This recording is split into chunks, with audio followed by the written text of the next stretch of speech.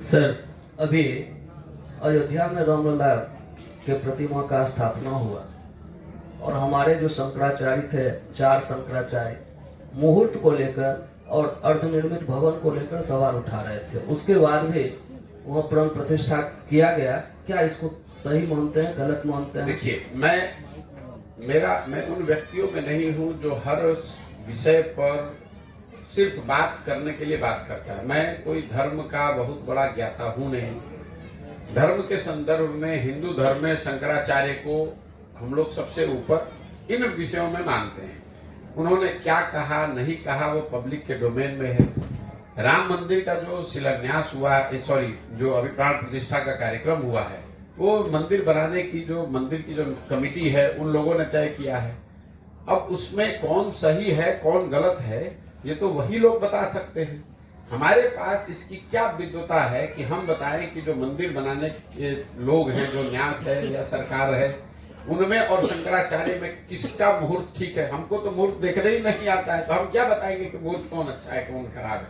आप ये मानकर चले कि भाई जिन लोगों ने मंदिर निर्माण में इतना बड़ा प्रयास किया है, जिनकी भागीदारी है, उन्होंने अगर उसकी प्राण प्रतिष्ठा के लिए कोई समय निश्चित किया होगा तो धार्मिक मान्यताओं को ध्यान में रखकर ही किया होगा। अगर उसमें किसी को शिकायत है, और वो भी शंकराचार्य की जो आप बात कह रहे हैं, तो शंकराचार्य लोग तो हम लोगों से बहुत बड़े लोग हैं। इस बात को वो समाज में रख सकते हैं और हिंदू समाज रख ही रहे जिनको रखना है, और हिंदू समाज को उसको तय करने दीजिए। हम उसमें हमारी कौन सी ऐसी विशेषज्ञता है कि हम बता दें कि दोनों में कौन सही है? ये 2014 में जब वो नरेंद्र मोदी जी लड़ रहे थे, तो उस समय भी जिस तरह भी आप बदलाव की बात कर रहे हैं, तो वो भी किसानों के लिए, युवाओं के लिए, महिलाओं के लिए देश के बदलाव की बात कर रहे हैं। तो उनसे आप किस रूप से ये अलग पाते हैं? मैंने क्यों नहीं? देखिए भाई, 2014 का प्रयास हो, 2019 का प्रयास हो, 2015 में आपने जैसे भाई साहब ने कहा, लालू नीतीश के महागठबंधन को बनाकर हमने बिहार में प्रयास किया और कई राज्यों में हमने ये काम किया है, लोगों की सरकारें बनवाने में मदद की है। लेकिन मैंने आपको शुरू में पहला लाइन प्रेस कॉन्फ्रेंस में कहा कि मेरा अपना जो अनुभव रहा है 10 साल का, हमने ये देखा है कि सिर्फ चुनाव जीतने हारने से समाज लोगों की स्थिति बनती बिगड़ती नहीं है। ये आपको हमको लगता है कि ये हमारा दल जीता, हमारा नेता जीत गया, हमारा विचारधारा जीत गया, हमारा जात वाला जीत गया। जो जीत गया वो अपनी राजनीति कर रहा है।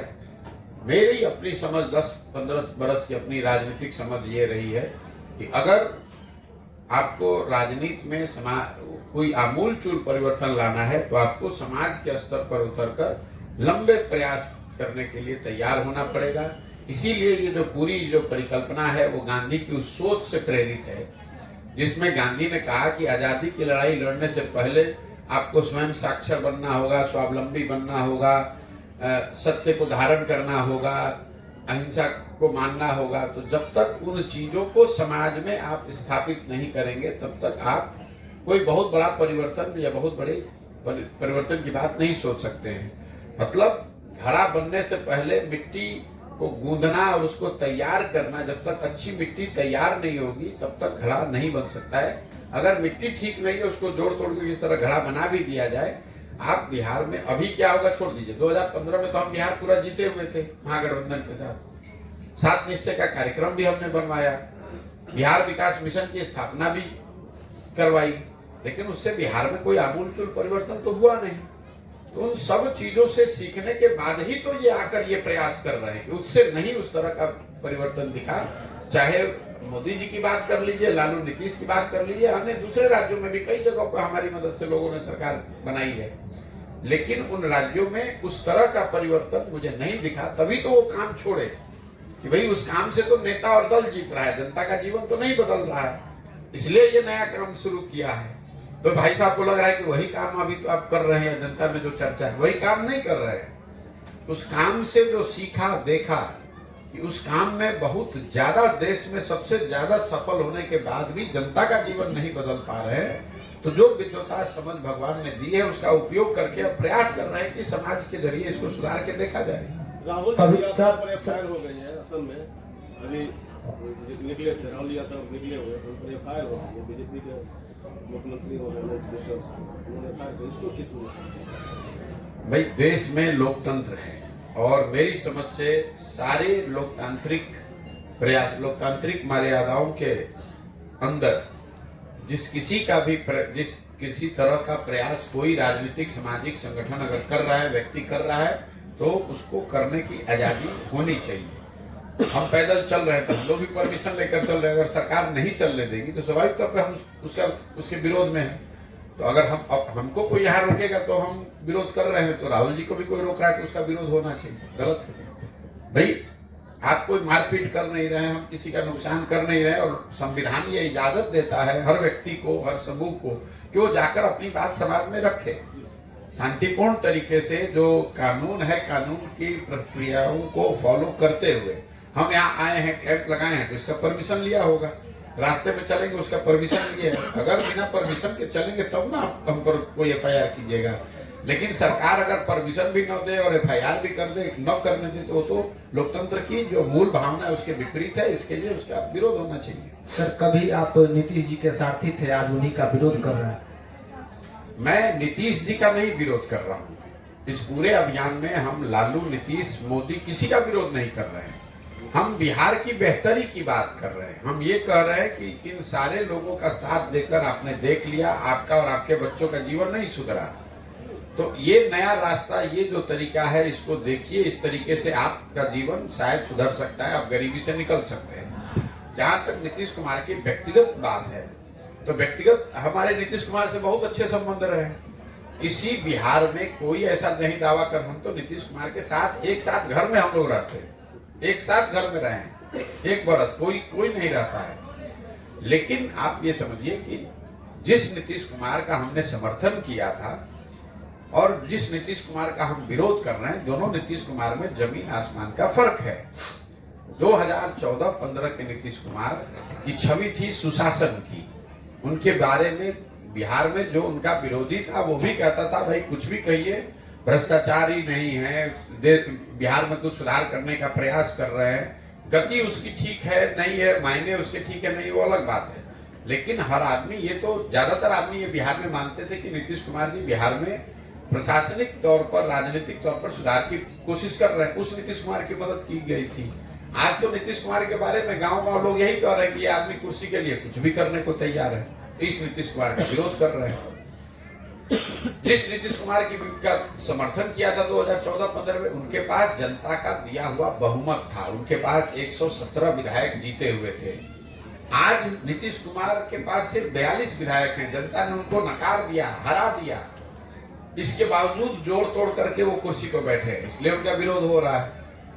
जिस नीतीश कुमार का समर्थन किया गया था, वो नीतीश कुमार जब रेल मंत्री थे, गैसल असम में दुर्घटना हुई, 200 लोग के आसपास की मृत्यु हुई, तो नीतीश कुमार ने पद से इस्तीफा दे दिया राजनीतिक मर्यादा का हवाला देकर।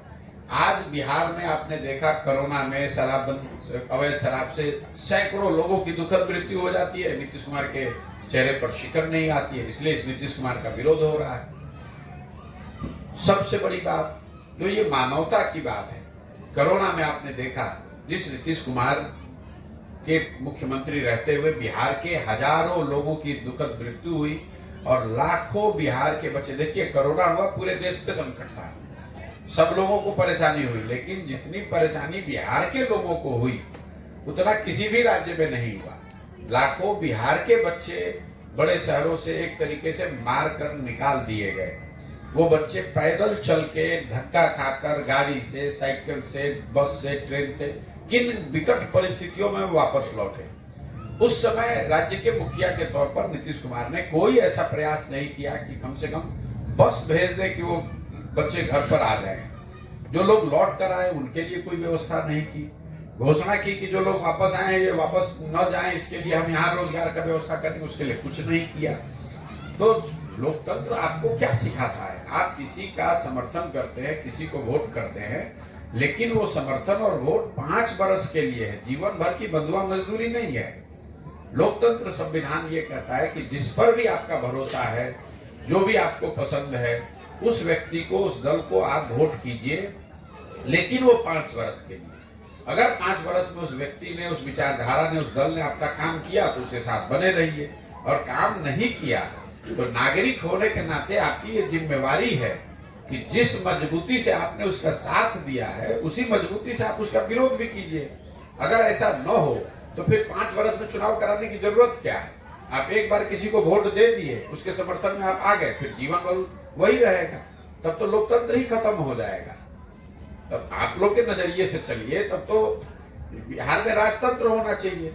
एक बार आपने नीतीश का मदद कर दिया तो जीवन भर नीतीश ही का मदद करते रहिए। एक बार आपने मोदी को वोट दे दिया तो जीवन भर मोदी को ही वोट देते रहिए, वो काम करे चाहे न करे।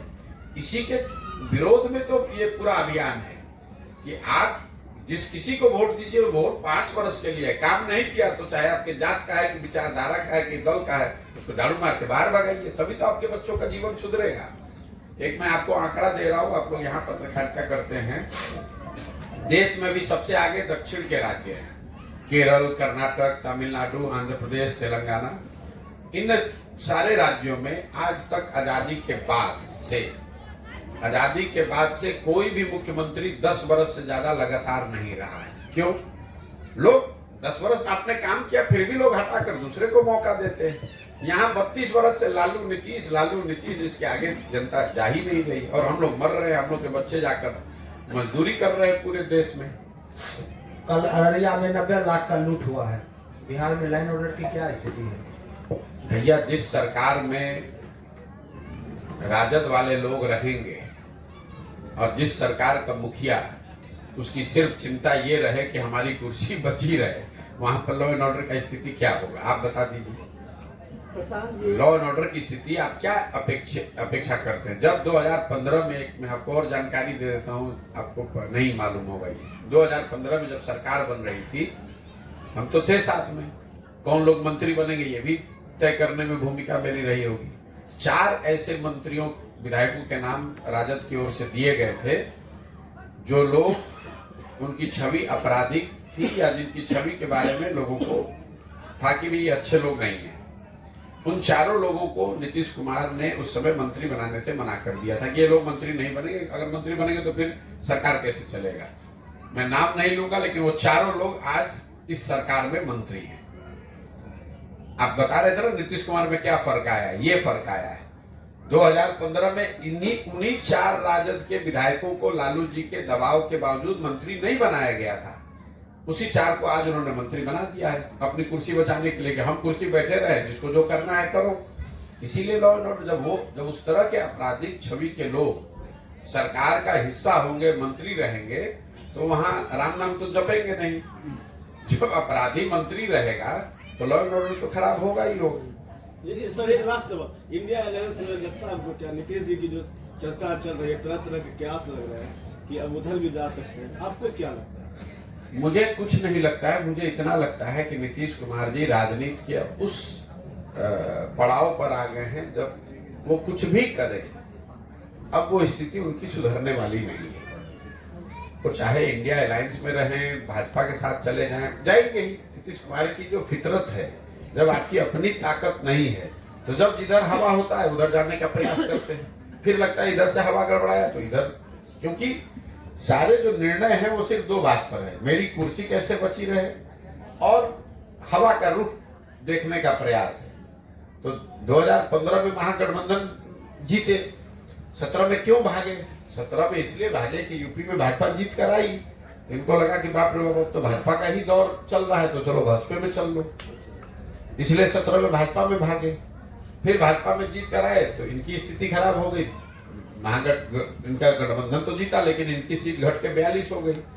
अब इनको लग रहा है कि भाई 42 हो गया है तो अभी तो लोकसभा में भाजपा का ही जीतेगी तो हमको हटा देगा, तो भाजपा हटाए उससे पहले खुद ही हट के फिर महागठबंधन में चले आए। उनको कोई लालू जी से और भाजपा से प्रेम नहीं है, उनको अपने कुर्सी से प्रेम है।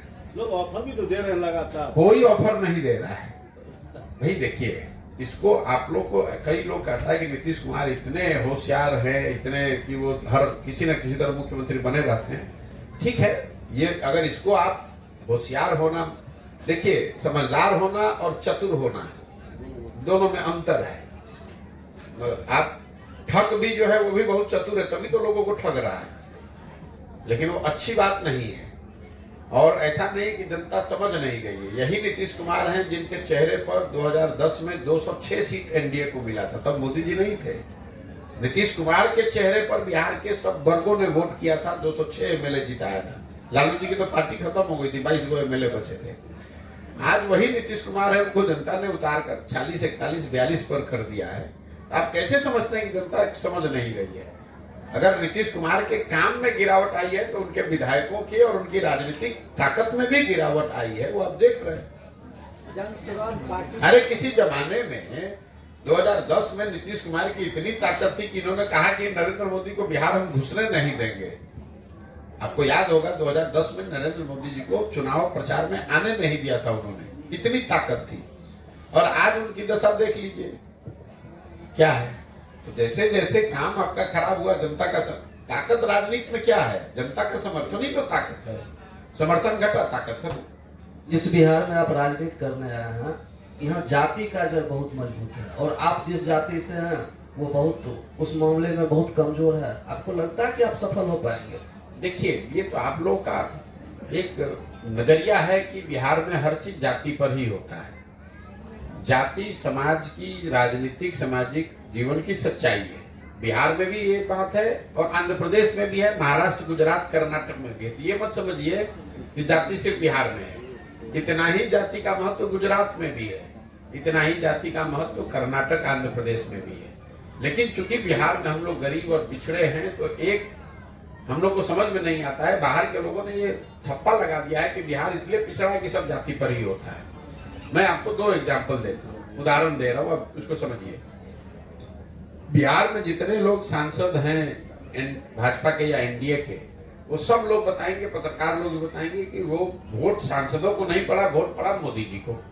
ठीक है, तो मोदी जी के नाम पर हजारों लाखों लोग वोट बिहार में दे रहे हैं भाजपा को, एनडीए गठबंधन को।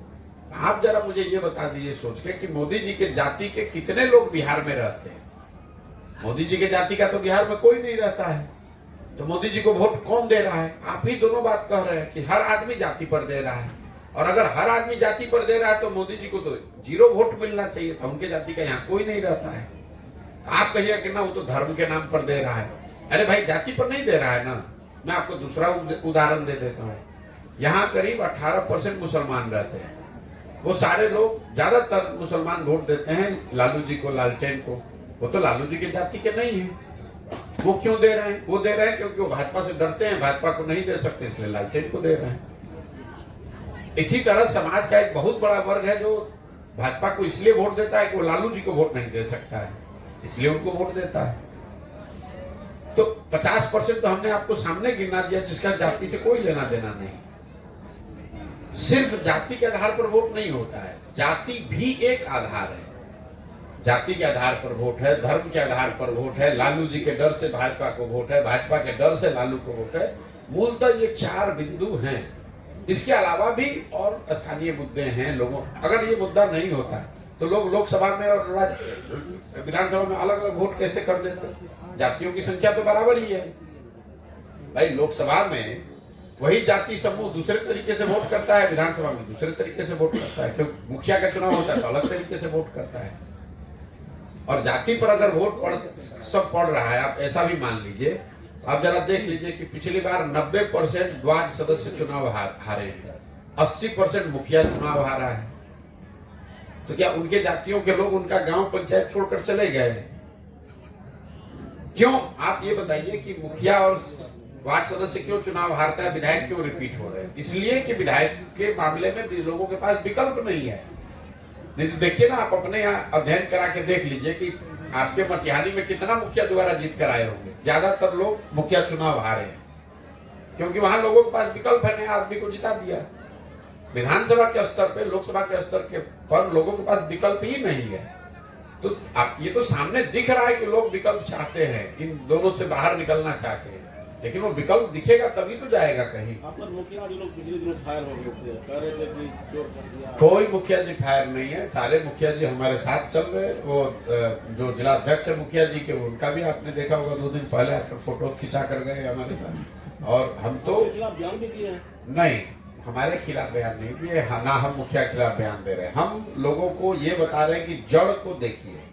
हम लोग जब गांव में जाते हैं, लोग बताते हैं कि भैया मुखिया जी बड़ा चोरी कर रहे हैं। ठीक है, मैं लोगों को ये बता रहा हूं कि मुखिया को चोर कहने का कोई फायदा नहीं है, क्योंकि मुखिया का जब चुनाव हुआ तो 500 रुपया लेकर वोट तो आप ही ने दिया। तो अगर आप 500 रुपया लेकर मुर्गा भात खाकर वोट दीजिएगा, तो जो मुखिया चुनकर आएगा, जो विधायक चुनकर आएगा, वो स्वाभाविक तौर पर चोरी करेगा। हम मुखिया को चोर कहाँ बता रहे हैं? हम आप जो गलती कर रहे हैं उसके बारे में बात कर रहे हैं कि हम अगर 500 रुपया लेकर वोट देंगे तो हमारा प्रतिनिधि ईमानदार कैसे होगा, ये बात बता रहे हैं। ममता बनर्जी ने ऐलान कर दिया है कि वो अकेले चुनाव लड़ेंगे। तो लड़े तो हम उसमें क्या कर सकते हैं? इंडी गठबंधन का क्या मतलब है? अरे भाई, हम तो पिछले 6-8 महीने से कह रहे हैं कि उस जिसको आप लोग इंडी गठबंधन, इंडिया गठबंधन जो भी कहते हैं, उस गठबंधन में जितने लोग बैठते हैं, जिसको आप लोग बड़ा नेता जानते हैं, ममता बनर्जी, अरविंद केजरीवाल, स्टालिन, उद्धव ठाकरे, जितने मुख्यमंत्री उसमें बैठते हैं, उन सब के मुख्यमंत्री बनने के अभियान को हमने चलाया है, हमने उनकी मदद की है, जीतने में कंधा लगाया है। इसके बावजूद हम हमेशा से कह रहे हैं कि उसमें कुछ नहीं होने वाला है। वो सब अलग अलग अपना अपना क्षेत्र बचाने में लोग लगे हुए, कोई उसमें एक रुकता नहीं है, कोई नैरेटिव नहीं है, कोई उसमें एक दूसरे की मदद का प्रावधान नहीं है, कुछ नहीं होने वाला। आप बिहार का गठबंधन हो गया, आप बंगाल की बात कर रहे हैं, बिहार में गठबंधन हो गया, कोई जरा बताए कि बिहार में गठबंधन हो गया तो बिहार में ही तो भाई एनडीए का नहीं हुआ है।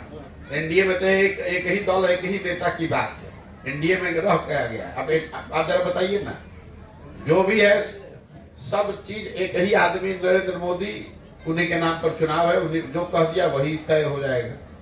लेकिन जो उनके सामने जिस इंडिया गठबंधन की परिकल्पना की गई, जिसकी पहली बैठक बिहार पटना में हुई, तो सबसे पहले तो बिहार का सीट बंटवारा घोषित होना चाहिए। आज तक बिहार का हुआ घोषित? आप बंगाल की बात कर रहे हैं, तमिलनाडु की बात कर रहे हैं, जहां से उसकी बीज पड़ी, जहां से लोगों ने कहा कि भाई नीतीश कुमार इसके संयोजक हो गए, इन्हीं के प्रयास से हुआ, वही नीतीश कुमार आज तक इंडिया गठबंधन में क्या बिहार में क्या होगा ये नहीं बता पाए, और उल्टे आप लोग 10 दिन से चला रहे हैं कि हम नीतीश कुमार छोड़कर भाग रहे हैं, इंडिया छोड़कर पता नहीं कहाँ भागेंगे कि रहेंगे, कोई ठिकाना नहीं। प्रतिष्ठा हुई, फिर कर्पूरी ठाकुर जी को भारत रत्न देने की घोषणा हुई है, तो ये आपको नहीं लगता है फिर वो राजनीति का आधार, जो वोट का आधार होगा, वो धर्म जाति ही होगी, और आपका जो उद्देश्य है, जो लोग इससे हटकर वोट करें, कहीं कहीं वो प्रभावित हो? जी देखिए, बात ये कोई पहली बार नहीं हो रहा है, ये तो लोगों ने पिछले कई दशकों से देखा है। जब भी चुनाव आता है, रामलला की मंदिर बने, इसमें तो कोई दिक्कत नहीं, गांव गांव में मंदिर बना हुआ है। कर्पूरी जी को भारत रत्न मिलना बहुत अच्छी बात है, स्वागत योग्य बात है, वर्षों से इसकी डिमांड लोग करते रहे। लेकिन ये सब बातें चुनाव के 1 महीने 2 महीने पहले इसलिए की जाती हैं कि लोग अपनी 5 साल की समस्याओं को भूलकर इसी में आकर बहकर फिर वही गलती करके वैसे ही वोट कर दें। आपका कहना है लोग तो फिर वही बात करेंगे।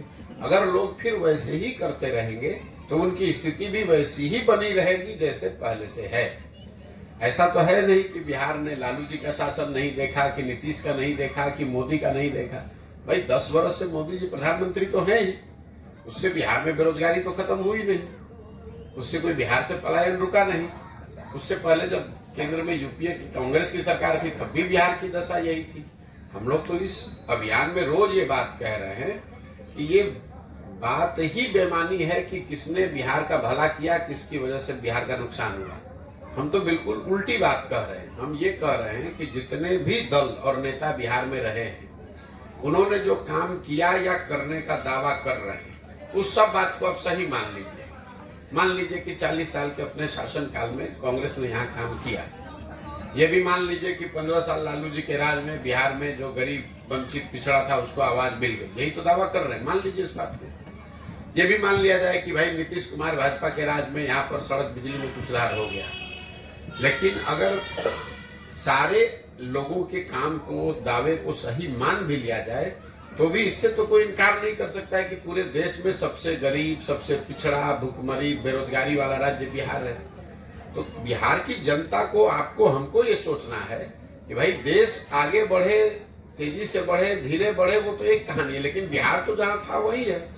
आपके बच्चे 20 वर्ष पहले भी जा रहे थे मजदूरी करने, 20 वर्ष पहले वो पंजाब और हरियाणा जा रहे थे, आजकल वो तमिलनाडु और तेलंगाना में जा रहे हैं, गुजरात में जा रहे हैं नौकरी करने। फर्क इतना ही पड़ा है। बिहार से जाने वालों की संख्या तो उतनी ही है, बिहार के लोगों को रोजगार नहीं है। ये तो 20 वर्ष पहले भी सत्य था, आज भी सत्य है। तो जब तक लोग इस बात को समझकर अलग तरीके से अपने बच्चों के लिए वोट नहीं करें, पूरे पदयात्रा का एक ही मंत्र सिखाया जा रहा है, एक बार जीवन में आपने जाति पर वोट कर लिया, आपने विचारधारा पर वोट कर लिया, आपने नेताओं के लिए वोट कर लिया, आपने स्लोगन्स के लिए वोट कर दिया, एक बार जीवन में आप अपने बच्चों के पढ़ाई और रोजगार के लिए वोट कीजिए। यही बात तो पूरी पदयात्रा का उद्देश्य है।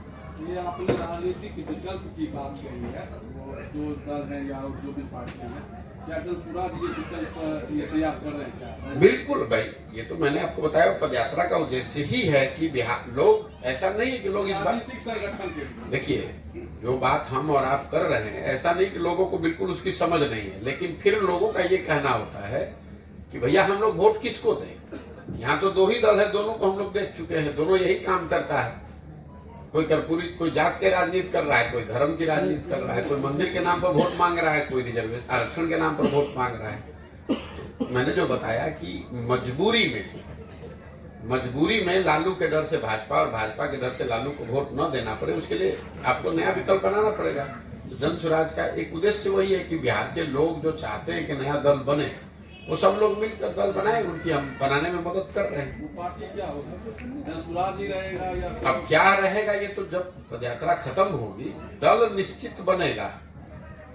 दल का नाम क्या होगा, उसका स्वरूप क्या होगा, उसका संविधान क्या होगा, उसका नेता कौन होगा, उसका झंडा क्या होगा, ये बात तो जो लोग मिलकर बनाएंगे वो तय कर लेंगे कि भाई इसका नाम जनसुराज रहेगा कि कुछ दूसरा रहेगा, इसका संविधान कैसे बनेगा, इसका नेता कौन होगा, इसको चलाया बनाया कैसे जाएगा। जो लोग मिलकर बनाएंगे वो इतनी अपनी समझ से उसको ठीक करेंगे उस समय। परशुराम जी, जो जनसुराज यात्रा है, परशुराम जी का दो चेहरा लोग देखते हैं। एक वो परशुराम किशोर जो चुनावी रणनीतिकार है, जो किसी पार्टी के लिए रणनीति बनाते हैं, उनको जितवाते हैं, और एक परशुराम किशोर है जो जनसुराज के नाम से पद यात्रा कर रहे हैं। सवाल आप पर भी उठता है, जिस बिहार में अब लगातार बिहार के सरकार या लालू जी तमाम उनके बच्चों पर भी हमला करते हैं कि 9वीं पास, लेकिन आपके हमले में ज्यादातर तेजस्वी होते हैं या उसकी व्यवस्था होती है। लेकिन एक कहा जाता है कि आपके बारे में कुछ सॉफ्ट कॉर्नर रखते हैं नरेंद्र मोदी के लिए या भाजपा के प्रति, उनकी डिग्री पर कभी कोई चर्चा आप नहीं करते। तो एक में थोड़ा सा सवाल पूरा कर लीजिएगा, तो प्रशांत किशोर क्या विकल्प देंगे? एक तरफ यहाँ आप यात्रा कर रहे हैं, दूसरी तरफ कहा जा रहा है कि आंध्र प्रदेश में या कहीं फिर से आप चुनावी रणनीतिकार के रूप में भी जा रहे हैं। तो दो चेहरे लेकर चल रहे हैं, किस प्रशांत किशोर को लोग एक्सेप्ट ज्यादा करें, जनसुराज वाले प्रशांत किशोर को या चुनावी रणनीतिकार प्रशांत किशोर को, जो बिहार में ही नीतीश लालू की सरकार बनाने में रणनीतिकार की भूमिका? मेरे भाई ऐसा है, आप खुद प्रश्न में ही कुछ मुझे ज्यादा कंफ्यूज दिखते हैं। हम 10 वर्ष तक जिसको जो शब्द प्रयोग आप कर रहे हैं चुनावी रणनीतिकार, वो काम हमने 10 वर्ष तक किया है और डंके की चोट पर किया है। पूरे देश में अपने काम, अपनी बुद्धि, अपने परिश्रम से अपना बिहार के लोगों का झंडा बुलंद किया है। हमारी पहचान ये नहीं है कि हम किसी के लड़के हैं, हमारी पहचान हमारा वही काम है। लेकिन 2 मई 2000 अभी पैदल जनसुराज तो अभी 1 साल से शुरू किए हैं, 2 मई 2021 को हमने उस काम को छोड़ा है। 2 मई 2021 जिस दिन बंगाल में चुनाव जीते, उस दिन सार्वजनिक तौर पर यह घोषणा की कि अब ये काम नहीं करेंगे, जीवन में कुछ दूसरा करेंगे। फिर साल भर सोचने समझने के बाद आकर 5 मई 2022 को हमने बताया कि जनसुराज अभियान बिहार में शुरू करेंगे। 2 अक्टूबर 2022 से हम यहीं पर रोज गांव में चल रहे हैं और आप हमको आंध्र प्रदेश में देख रहे हैं। तो आपकी यहाँ से जो दूरदृष्टि है वो आपकी बहुत चर्चा है। सुन, अरे भाई चर्चा, वही तो चर्चा का जवाब आपको दे रहे हैं। हम बैठे हुए हैं बेगूसराय में, आप लोग बेगूसराय के पत्रकार हैं। पिछले 30 दिन से हम बेगूसराय में हैं कि आंध्र प्रदेश में? वो आप, अगर आपको ये नहीं दिख रहा है तो चर्चा को आप किस आधार पर सवाल कर रहे हैं?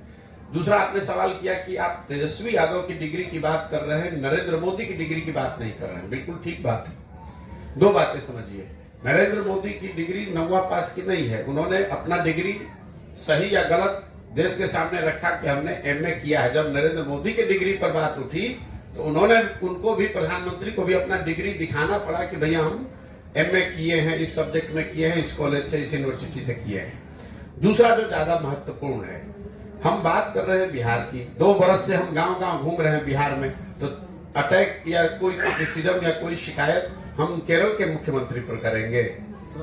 जब हम 10 बरस जब चुनावी रणनीतिकार का काम करते थे, आपने कभी सुना है मैं बिहार के किसी मुद्दे पर मुझे बोलते हुए? मुझे देश भर के पत्रकार बात करते हैं, मैं उस समय देश के मुद्दे पर बात कर रहा हूँ। जो काम करेंगे उसी पर तो बोलेंगे। हमारा वो स्वभाव नहीं है कि हम बिहार में हैं नहीं और दिल्ली में बैठ के बिहार के विषय पर टिप्पणी करें। लेकिन जब बिहार में हैं, पिछले 2 बरस से बिहार में नेतागिरी करने वाले जितने राजनीति करने वाले लोग हैं, उनसे ज्यादा मजबूती से, ज्यादा ईमानदारी से गांव गांव लोगों के बीच में रह रहे हैं, तो मुद्दा तो यही का उठाएंगे, यही के नेताओं की बात करेंगे। केरल और तमिलनाडु की तो बात करेंगे नहीं। हम आए हैं बेगूसराय मटिहानी में, तो बात करें पश्चिम बंगाल, कुछ बिहार की। जब बंगाल में काम कर रहे थे तो डंकी की चोट पर बंगाल के बारे में भी कहा। सॉफ्ट कॉर्नर आप हमारे दिमाग के अंदर घुसे हुए। हम यहाँ पर बोल रहे हैं कि तीनों दल के बारे में कह रहे हैं, लेकिन आपको खाली तेजस्वी की बात सुनाई दे रही है। और एक अंतिम बात समझिए, पिछले 32 सालों से यहाँ सरकार के तौर पर मुखिया कौन रहे हैं? लालू रहे हैं, नीतीश रहे हैं। तो अगर बिहार की स्थिति खराब है तो उसकी सबसे बड़ी जिम्मेवारी किसकी है? सबकी जिम्मेवारी, हमारी, आपकी, सारी जनता, सब एमएलए, मुखिया, सबकी जिम्मेवारी है। लेकिन सबसे बड़ी जिम्मेवारी किसकी है? यहाँ पर जो राज्य का मुखिया है उसी की तो जिम्मेवारी होगी। लालू नीतीश ही तो 35 साल से चला रहे हैं, तो उनको छोड़ दिया जाए।